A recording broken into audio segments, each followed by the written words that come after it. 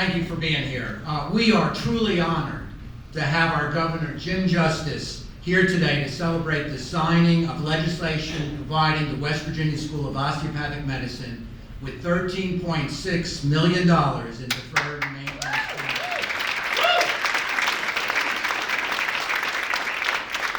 Governor Justice has been an incredible champion of WVSOM and a great neighbor. You know, I think most of you know WVSOM is a public medical school. In fact, we're the largest med school in the state. And the buildings on this campus are state property. So you might think, well, that's probably the reason why Governor Justice put us on his special call. But living just up the street, the governor has seen the growth and success of this school. WVSOM stands at the forefront of providing physicians for West Virginia, growing our workforce, attracting young people to this great state, and working to improve the health of all West Virginians. We have all heard the governor say the state should help those who are helping themselves. I like to think that WVSOM is doing that and has earned his support. I also want to take this time to recognize our many special guests. West Virginia Cabinet Secretary Larry Pack, and if you can hold it, there's quite a list. Governor Justice's Director of Intergovernmental Affairs, Rebecca Blaine. Members of the WVSOM Board of Governors, Dr. Peter Ward and Ms. Marley Kirby. Lewisburg Mayor Beverly White.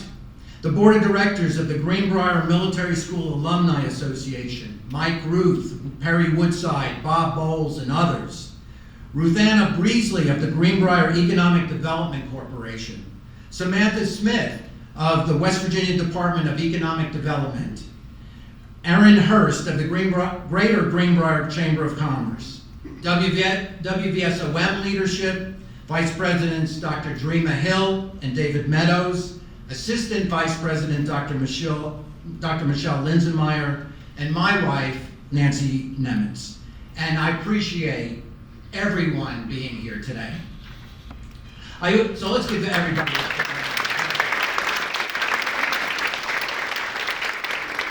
I also want to thank several legislative leaders who could not be here today due to previous commitments that really have been instrumental in this legislation. Senate President Craig Blair, House of Delegates Speaker Roger Hanshaw, Senate Finance Chairman Eric Tarr, House Finance Chairman Vernon Criss, our state senators Vince Deeds and Jack Woodrum, and our local delegates Jeff Campbell and Todd Longemaker.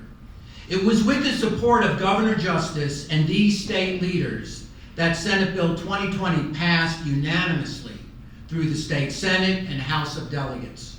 But it was Governor Justice who included WVSOM on the special session call and gave us this opportunity. Governor, for that and your unwavering support of WVSOM, we thank you. Bottom line, WVSOM, the people of West Virginia and I owe a debt of gratitude for what you have accomplished as our governor.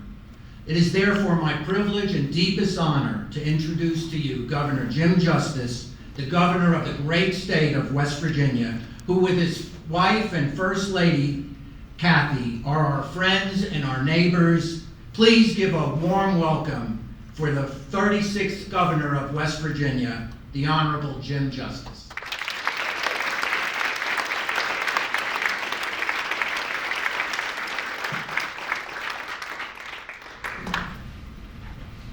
Well, Jim did a fabulous job.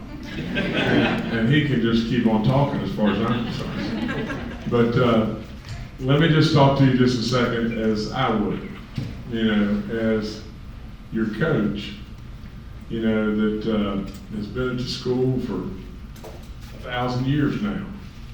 Your neighbor, absolutely an individual that was at Greenbrier Military School a couple of years or a year or so before they closed. I have grooves in the quadrangle where I walked off the merits. So you can just go there. Now, I was really skinny then, and I had brown hair. And I can tell you that, goodness gracious, you know, even though I was not there all that long, all that has an impact on our lives, does it not? Every single occasion and every single experience has an impact that makes us who we are. You know, I can remember just like it was yesterday, in the most exciting basketball game that I ever played in. You know, but the postgraduate team, I came here as a postgraduate, and we had the real deal as far as players. And I was able to start for them. And our first game we played VMI's freshman team at VMI. And they beat us up and everything, not all that bad, but they won the game. And I can remember just walking out on the floor and saying, my God, these guys are big. And they're strong too. And so they pushed us around a lot. And then we came here and I think we played Bluefield State. And I really had no idea really what to expect. But they brought all those cadets in there. Now, all the cadets, I mean, you know, you didn't make much noise being a cadet anywhere. And it's as the God's truth if I die. In that game, I made a shot from beyond half court right at halftime. And ended up scoring 22 points in the game, and absolutely with all in me, I'm telling you the God's truth because you know I won't lie to you about a thing in the world. With 2 minutes and 3 seconds to go in the game, we were 10 points behind. The score was 80-90. And we came back and won the game 93-90. They didn't score in the last 2 minutes and 3 seconds. We scored 13 points and won the game. But that is not what I remember. What I remember more than anything were those cadets. Because when they marched into the gymnasium, they went completely wild. This was their opportunity to really let out a lot of emotion that they haven't been able to let out for many, many weeks. And they were so loud that the referees called us to the floor before the game started and said, you won't be able to hear the whistle. And I thought, oh, give me a break. And literally, we could not hear the whistles in the game. And they had to stop the game over and over and over. The referees would run and grab a hold of somebody to stop the game because we couldn't hear the whistle in the game.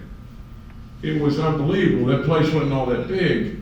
And it was unbelievable as an experience with kids, and an experience at this great military school that I was a little part of for a little while. And then I went on to Tennessee and on and on and on. But with all that in me, I would say just this. I saw this school start. We didn't live here then. And I saw this great, great, great school start here. And look what's happened now. Right across the street, the last house up here, I think on the right, across the street, is where the basketball coach lived. Now, he kept my shotgun there. Really. And right here where we're at, and all out through where Paul McGinnis used to live and all that, I used to hunt. And so when I would have any spare time, I'd go get my gun, and I'd go hunt. And if I were fortunate enough to get 3 rabbits and 2 quail, I cleaned them and took them to the faculty members here. You know, but literally, then what happened is somebody found out what I was doing, and so I got a pile of demerits for that, and I got to walk some more. In fact, I walked so much that I was really only in town one time while I was at Greenbrier Military School. Everybody else could go to town, and I got to go walk. And but with all that in me, I would say I'm so proud of this school. I'm so proud of all that you've done and all that you continue to do. You can't imagine how supportive that I am from the standpoint of pride. Pride in who we are. Pride in what you deliver to all of us, all across this great state, nation, whatever it may be. What you have delivered is off the chart. Off the teetotal chart to me. And so when we're able to help, as this with this bill, or when you're able to preserve a legacy of Greenbrier Military School and all that went on here, which was unbelievable, unflat believable. I'll leave you with one more Greenbrier Military story. We played at Concord, and then we came back home. And so when we played at Concord, we felt like we were better than them, and we ended up losing a close game. We were in a little green van and everything. We got back in here, and it was really late. Everybody had worked really, really hard, and my roommate, who was a point guard, he was 6'3", he was from Pittsburgh, Pennsylvania. His name was Tim White, and he was a real player. I mean, he was a real deal. You know, I was just the glue, and the rest of it was real players. But with all that being said, you know, Tim had a really nice game. We lost the game. We weren't very happy about the game. And the next day, the Marines were coming for a full inspection of our rooms and the school or whatever. Now, they had all their medals and swords and everything in the world, and it was really important stuff. Well, my mom, you know, we got in probably 1 o'clock in the morning. I was in the bottom bunk, Tim was in the top bunk. We, you know, had bunk beds and all that bit. And so, anyway, you know, of course, all the lights are off in the school everywhere, and we're just in there. And so, my mom had sent me this box of apples and oranges. And so, you know, Tim got an apple and I got an orange, and we're just laying there in the dark and everything. And once I completely peeled the orange, I don't know why I did such a thing, but I said, Tim, lean over here. And I took that orange and went, Trump, and just smashed it right into his face. Well, then we ended up rolling around on the floor and wrestling and everything else, and the next thing the light clicks on, it's the basketball coach. Now, we've got the Marines coming in just a few hours, and we got a mess in our room now. And he was anything but happy. And absolutely down the hall, and I said, we're dead. I mean, good Lord living, we're dead. I might as well just go out there and start walking from here to Alaska, because we're dead. I mean, we are stone cold as dead could be. And so all of a sudden, in march the Marines and everything, and I think, gee, because we did the best we could do between then and daylight to get our room halfway decent. And I said, this is going to be a bloodbath, is what this is going to be. And all of a sudden, this guy steps forward and everything, and he is decorated beyond belief. And I mean, it's absolutely what we should all be so respectful to our military. And we're standing at attention, and he said,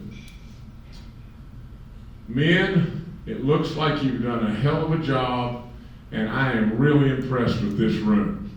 And thank you for what you've done, and spun around, and out of the room he goes. And as he goes out of the room, standing in the background is our basketball coach. So he saved us that day. But with all in me, a lot of great experiences. We worked hard while we were here, and you should always recognize and preserve those great years of Greenbrier Military, and you're doing that. And not only are you doing that, but a lot of extra dollars to do a lot of renovation and stuff like this and keep this unbelievable school cooking. So I'm going to sign this bill with great pride right now, and ceremonial signing, but there's $13.6 million again coming your guys' way, and don't spend the money all in one place. Remember Brett Baby Dog and I, when you go through Wendy's, you can get an extra nugget from time to time. You know, but nevertheless, I would have brought Baby Dog with me, but let me tell you, she's out of gas. I mean, she's just out of gas. We were in Pennsylvania last night until up in the night, and she's just had it. But nevertheless, I'm going to sign this bill with fantastic pride. And Jim and everybody, Nancy, all of you guys that do unbelievable work, please come over here and we'll sign the bill. President Nimitz, Mrs. Nimitz, and would our guests please move around to the background, and I include our county commissioners. Thank you for being here. Bradley Harris from our foundation, Mary Kate Nimick from the clinic. Thank you all. Join us with everybody and just fill in behind if you would. Thank you. We appreciate all of you being here and all of you being here too.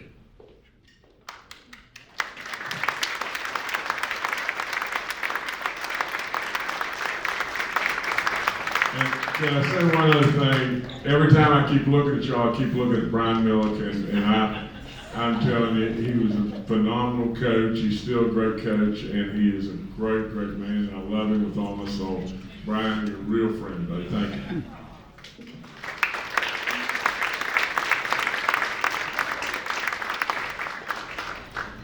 Okay, here we go.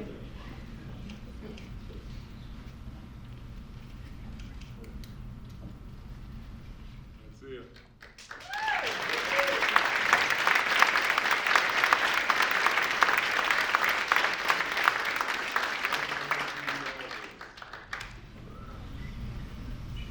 There you go. Good stuff. Thank y'all. Okay, I'm gonna sign all of them, okay? And I'm gonna give all these pins away.